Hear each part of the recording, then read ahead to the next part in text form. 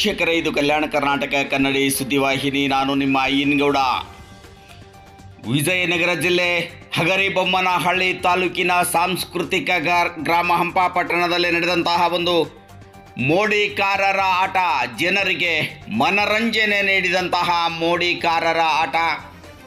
ಯುಗಾದಿಯ ಹಬ್ಬದ ದಿನದಂದು ಪ್ರತಿ ವರ್ಷವೂ ಕೂಡ ಇಂತಹ ಒಂದು ಮೋಡಿಕಾರರ ಆಟವನ್ನು ಇಲ್ಲಿ ಆಯೋಜನೆಗೊಳಿಸಲಾಗುತ್ತೆ. ಗ್ರಾಮಸ್ಥರು 150ಕ್ಕೂ ಹೆಚ್ಚು ವರ್ಷಕ್ಕಿಂತ ಇತಿಹಾಸವಿರುವಂತಹ ಮೋಡಿಕಾರರ ಆಟದ ಪ್ರದರ್ಶನ, ಮನರಂಜನೆ ಜರುಗಿತು ಹಂಪಾಪಟ್ಟಣ ಗ್ರಾಮದಲ್ಲಿ.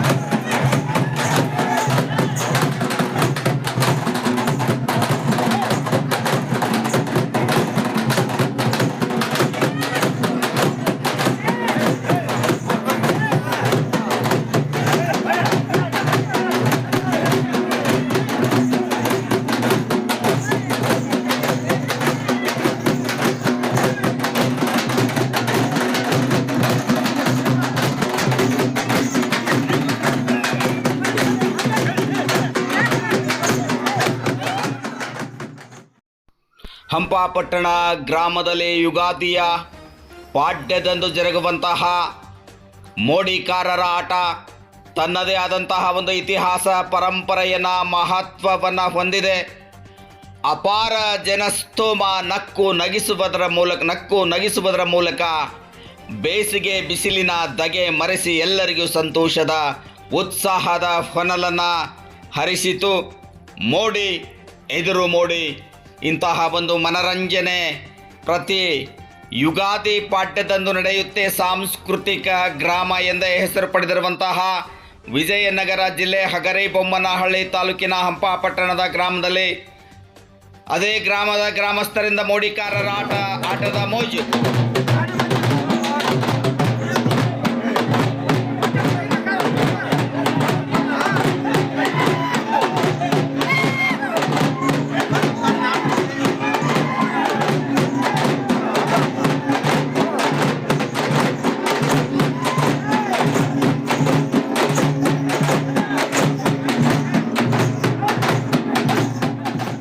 ಮನರಂಜನೆಗಾಗಿ ಆಡುವ ಆಟವಾದರೂ ಮೋಡಿಕಾರರ ಆಟ ಅತ್ಯಂತ ನೋಡುಗರನ್ನು ರಂಜಿಸಬಹುದು, ಆಟಗಾರರನ್ನು ದಂಗುಬಡಿಸುವುದು, ಭಯ ಹುಟ್ಟಿಸುವಂತಹ ಒಂದು ಆಟವೂ ಕೂಡ ಹೌದು. ಆಟಗಾರರು ಧೈರ್ಯಶಾಲಿಗಳಾಗಿರಬೇಕು.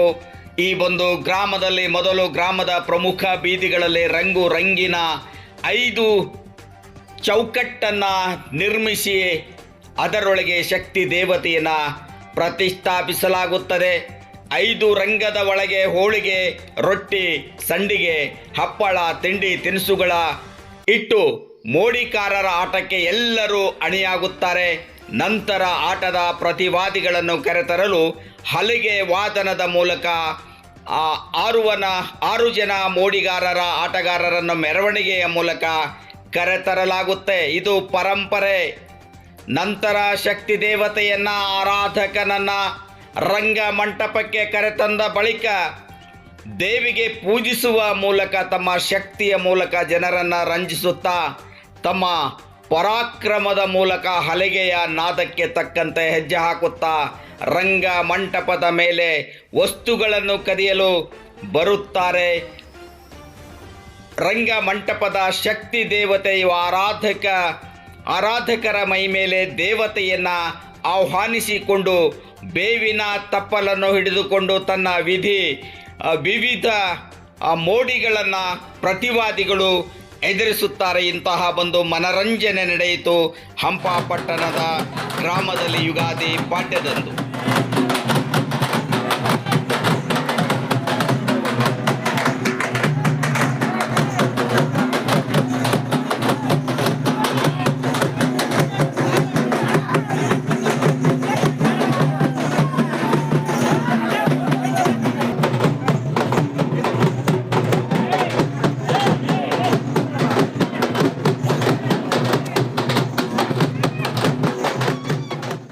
ಈ ಒಂದು ಮೋಡಿಕಾರರ ಆಟ ಯಾವುದೇ ಮೌಢ್ಯಕ್ಕೆ ಎಡೆಮಾಡಿಕೊಡದಂತೆ ಜನರನ್ನು ಕೇವಲ ಮನರಂಜಿಸುವುದು ಪ್ರಮುಖ ಉದ್ದೇಶವಾಗಿರುತ್ತದೆ. ಹಂಪಾಪಟ್ಟಣ ಗ್ರಾಮದಲ್ಲಿ 4 ತಲೆಮಾರುಗಳಿಂದ ಇಂತಹ ಒಂದು ಮೋಡಿಕಾರರ ಆಟವನ್ನು ಸ್ಥಳೀಯರೇ ಆಡುತ್ತಾ ಬಂದಿದ್ದಾರೆ. ಅವರ ಕುಟುಂಬದವರು ಅಜ್ಜ ಮುತ್ತಜ್ಜರ ಆಟವನ್ನು ನೋಡಿಕೊಂಡು ಕಲಿತಂತಹ ಎಲ್ಲರೂ ಕೂಡ ಸ್ಥಳೀಯರೇ.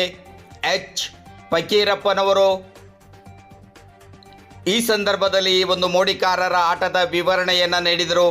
ತೊಗರೆ ಹನುಮಂತಪ್ಪ, ಚಿಂತ್ರಪಲ್ಲಿ ಬಸಪ್ಪ, ಮಲ್ಲಪ್ಪ ಒಟಮ್ನಳ್ಳಿ, ಮಂಜುನಾಥ್, ಗುಬ್ಬೇರ್, ಅಂಜಿನಪ್ಪ 6 ಜನ ಪ್ರತಿವಾದಿ ಮೋಡಿಕಾರರು ಆಟಗಾರರು. ಆದರೆ ಒಬ್ಬರು ದೇವಿಯ ಆರಾಧಕರಾಗಿರುತ್ತಾರೆ. ಆ ಆರಾಧಕರು ಬಡಿಗೇರ್ ಪಂಪಣ್ಣ. ಇಂತಹ ಅನೇಕ ಮನರಂಜನೆ ಕಾರ್ಯಕ್ರಮಗಳನ್ನು ನಡೆಸುವುದರ ಮೂಲಕ ಹಂಪಾಪಟ್ಟಣದಲ್ಲಿ ಹಬ್ಬದ ಸಂಭ್ರಮ, ಯುಗಾದಿ ಹಬ್ಬದ ಸಂಭ್ರಮ ಜರುಗಿತು. ಕಾರ್ಯಕ್ರಮದಲ್ಲಿ ಸಮಸ್ತ ಮುಖಂಡರು, ಗ್ರಾಮದ ಹಿರಿಯರು, ಮಕ್ಕಳು, ರೈತರು ಎಲ್ಲರೂ ಕೂಡ ಪಾಲ್ಗೊಂಡಿದ್ದರು. ಉತ್ತಮವಾದಂತಹ ಮಳೆ ಬೆಳೆ ರೈತರಿಗೆ ಲಭಿಸಲಿ ಎನ್ನುವಂತಹ ಒಂದು ಆಶಯವೂ ಕೂಡ ಈ ಆಟದ ಹಬ್ಬದ ಆಶಯವಾಗಿದೆ.